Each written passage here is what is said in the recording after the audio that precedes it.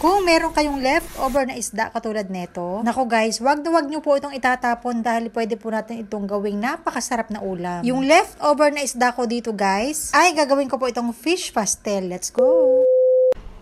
Ito nga po pala yung aking leftover na isda. Ito nga po pala ay tulingan. At himayin ko po ito ng maniliit. Katulad ng pagkakahimay na ginagawa nila doon sa paggawa po ng pastel. Naglagay nga rin po pala ako dito ng plastic gloves sa aking kamay para hindi syempre maglansa yung aking kamay. Pwede din po kayo mag-try dito ng ibang isda basta yung hindi lang po matinik.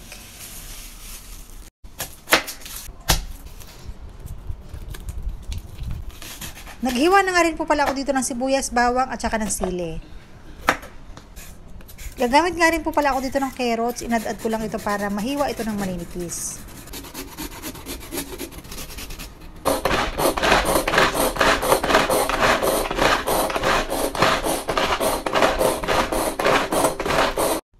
Ginamitan ko na nga rin po pala nitong aking manual food chopper ang paghihiwa ng sibuyas, bawang at saka nitong sili para hindi po masakit sa mata.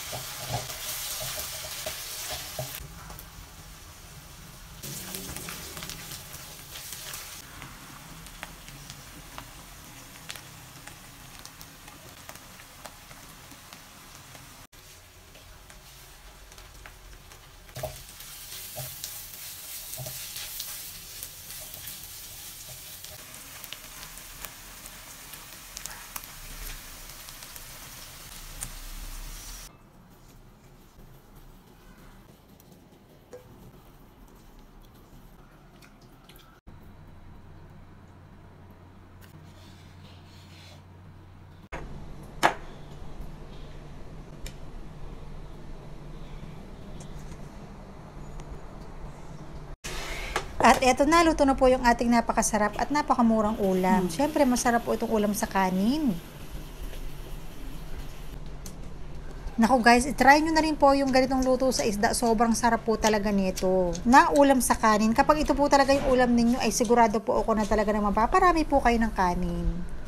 Ayan, meron nga rin po pala ako dito natira, kaya naman ito ay ilalagay ko sa isang Tupperware at ilalagay ko po ito sa ref. Para naman po kapag gusto ko po ulit kumain ay iinitin ko lang po ito kasi napakasarap po talaga nito guys, kaya itry nyo na.